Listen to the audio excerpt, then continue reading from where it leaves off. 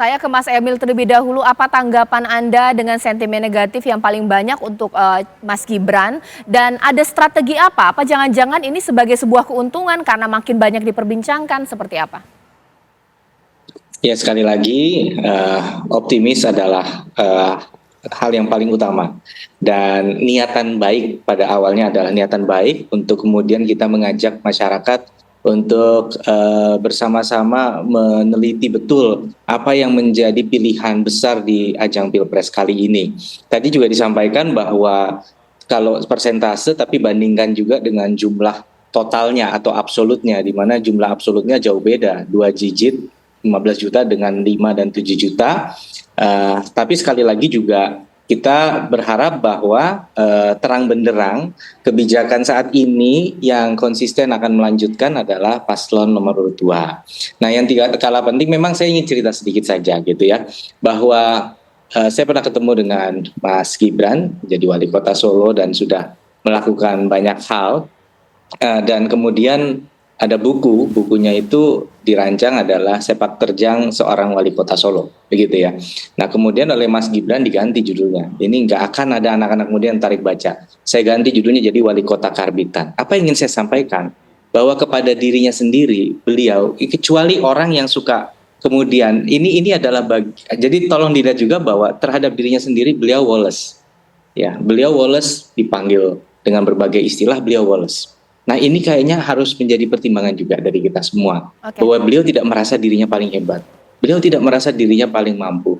Tetapi beliau sangat concern manakala panggung debat tidak bisa memberikan generasi milenial dan publik secara keseluruhan kontras antara pilihan kebijakan antara masing-masing paslon. Ini yang harus dipertegas, ini yang harus diperjelas. Tapi sekali lagi, tentunya kita juga harus tetap buka telinga dan mendengar segala masukan yang beredar di tengah masyarakat. Oke, sekarang saya ke Mas Nusil terlebih dahulu. Meskipun sentimen negatifnya kecil, tapi yang sentimen negatif makin banyak diperbincangkan. Ini bagaimana kemudian? Ya, betul, Mbak Caca. Bahkan ini terus terang ya, ada beberapa teman-teman saya yang dari pendukung 02, yang dari NU itu ya, merasa bahwa sekarang tuh malu untuk memperjuangkan 02 gitu. Pak Gibran dengan seperti tadi dia memperlakukan kepada warga senior NU Pak Mahfud itu yang tidak adab, pertama. Yang kedua, kalau Mas Emil tadi bicara soal kebijakan, justru kalau melihat presentasi yang dilakukan oleh Gus Imin di sana, prinsip kalau disarikan gitu ya, prinsip yang digunakan oleh Gus Imin itu adalah sesuai dengan kaidahnya al-muhafadzatu 'alal qadimi sholih wal akhdhu bil jadidil aslah. Apa itu artinya? Jadi kami itu menjaga kebijakan-kebijakan yang sudah baik gitu ya, dan mengambil kebijakan baru yang lebih bagus. Karena apa? Contoh misalnya, ada banyak sekali kebijakan-kebijakan yang kami kritik di sana.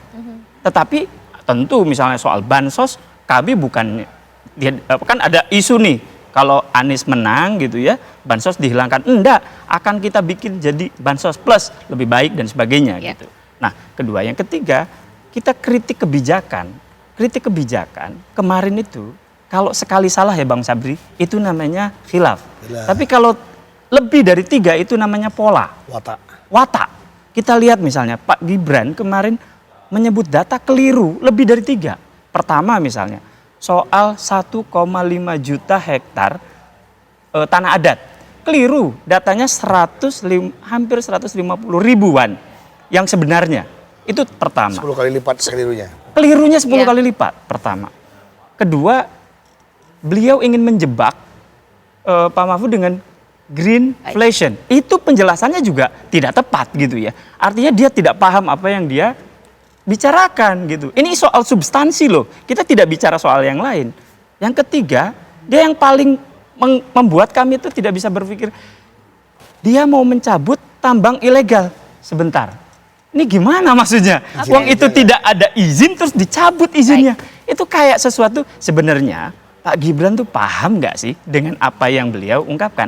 Ada banyak sekali yang kemudian juga misalnya LFV dan sebagainya terhadap Gus Imin. Gus Imin di satu sisi itu tenang, cool, dan sesuai kayak santri. Kalau diledek ya guyon aja gitu. Nah, terus kemudian yang juga menarik dalam konteks tadi itu, ini kan merembes, Mbak. Orang bilang bahwa dunia maya itu tidak merembes. Ya, merembes ya Bang, Oke. bahwa menjadi percakapan semuanya di pesantren-pesantren, beberapa kiai juga nelfon. Oke. Ya, itu dan ini negatif, hasilnya mereka bilang kayaknya mereka mau berpikir ulang untuk memilih 01. Kira-kira Oke. gitu. Sekarang tampaknya ini harus ditanggapi dulu oleh Mas Emil karena ada beberapa catatan juga ya dari Mas Husnil. Mas Emil boleh ditanggapi dong? Ya, nanti. Ibu Menteri LHK Bu Siti Nurbaya bisa dilihat itu memang 6,25 juta hektar tanah hutan adat masuk di dalam yang diproses. Jadi pada saat menyebutkan angka 1,5 juta dengan berbagai gradasi tingkat perkembangan, tentunya ini bukan sesuatu yang overstatement, kira-kira begitu. Ya, saya kembalikan. Jadi ini penting. Jadi tolong dipastikan karena kategorisasinya ini bermacam-macam. Jadi kita kategorisasi tingkat pengakuan ini bermacam-macam. Ya, jadi kita harus pastikan. Silahkan merujuk kepada apa yang pernah disampaikan oleh Ibu Menteri LHK. Yang juga tidak kalah penting tadi mengenai greenflation, itu tidak ada yang salah dalam pernyataannya.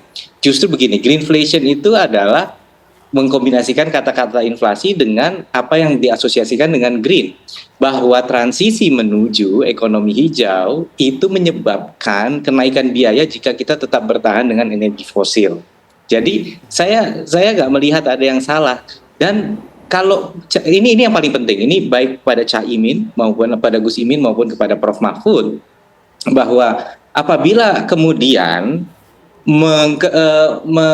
istilahnya kemudian mengambil sebuah perspektif bahwa terminologi adalah alasan untuk tidak menjawab pertanyaan yang fundamental yang mungkin sebagai cara untuk kemudian mengatakan bahwa ya saya memang tidak tahu, tapi ini karena tidak penting makanya saya tidak tahu, itu sama saja dengan mengatakan bahwa dalam proses kami merumuskan kebijakan mengenai lingkungan hidup dan energi, kami tidak memikirkan masalah inflasi yang akan muncul dari transisi ekonomi hijau. Baik. Dan kami tidak memikirkan masalah kesinambungan antara sumber daya alam nikel yang kita nomor 1 di dunia. Kami tidak memikirkan apapun sama sekali. Baik. Jadi pada saat Jadi saya justru menyayangkan manakala justru ini isu yang fundamental itu tidak dibahas.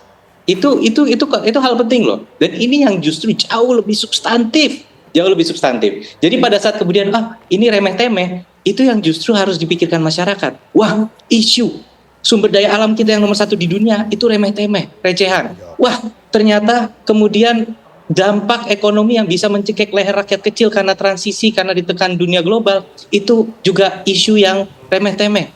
Itu cerminan kualitas pemimpin yang harus kita juga nilai. Oke. Kira-kira itu. Bang Miftah? Ya, makasih Mas Emil. Mungkin gini ya menurut saya, kan kalau kayak Mas Emil enak gitu. Jadi memang harusnya Prabowo, Emil Dardak itu, baru pas ini. Usia lebih matang, pengalaman di Bupati lebih oke gitu kan. Dan kita enak penjelasannya. Dan akhirnya Mas Emil harus jadi juru bicara, juru bersih-bersih. Atas great blunder di Jokowi Junior. Nah tapi begini poinnya menurut saya. Ya it's okay lah. Menurut saya kita kan ngerti Mas Emil. Kan kita satu generasi lah nih. Kita milenials tua kita ini kan Mas Emil. Jadi menurut saya, menurut kami tidak kurang tepat itu gini ya. Publik itu menangkap kan tidak hanya gimmick itu ya. Orang itu menangkap secara komprehensif. Dan saya banyak, dan itu kan analitiknya ini kredibel. Mbak Rustika kredibel, Mas Nova kredibel. Mengatakan negatif sentimen. Dan itu billion, single digits. Nah maksud saya itu kan harus jadi pelajaran juga. Kalau Anda jadi pemimpin, ya orang tidak hanya menangkap soal pengetahuan Anda. Yang kedua, terakhir sebentar. Saya merasa Jokowi Junior ini mau tampak pinter dengan mengeluarkan istilah-istilah itu. Jadi dalam pandangan saya justru orang mau yang maksa-maksa banget gitu, mau memperlihatkan dia tahu ini, tahu itu. Pada hakikatnya dia nggak tahu sama sekali gitu. Jadi dia memang dengan sengaja menyadari konten ini dibikin, nanti akan dipotong jadi klip-klip, akan viral dan saya akan dibicarakan. Nah, ini yang di awal saya katakan, Anda itu calon wakil presiden. Statementship itu penting, jangan hanya gimmick-gimmick gitu. Nah, kalau soal yang tadi ya artinya tadi dikatakan bahwa Pak Mahfud dan Mas Ganjar seperti apa? Ini clear. Dua camp ini keberlanjutan. Ini camp perubahan. Jadi Mas Ganjar, Prof. Mahfud juga akan melanjutkan Oke. semua program-program baik dari pemerintahan Jokowi. Baik. Karena apa? Pak Jokowi itu kan dilahirkan dari PDI Perjuangan Baik. dan juga sampai hari ini masih menjadi Pak Jokowi masih menjadi bagian daripada Oke. partai yang sama dengan Mas Ganjar. Jadi biar clear nih, Ya. campnya Oke. Mas Ganjar juga keberlanjutan. Tinggal pilih Oke. mau dilanjutkan oleh orang yang karakter kepemimpinannya mirip dan sama Oke. dengan Pak Jokowi, Mas Ya. Ganjar presiden rakyat, atau memang mau dilanjutkan oleh zuriatnya. Baik. Itu aja. Zuriat. Bang Miftah, terima Zuriat. kasih. Mas Husni, terima kasih. Mas Makasih, Emil, makasih. terima kasih. Mbak Rustika dan bahkan juga Mas Nova. Pemirsa, ini analisis dari sosial media atau ketikan jari hati siapa yang tahu. Karena saya hanya bisa mendialogkan Anda yang memutuskan nanti di kotak suara.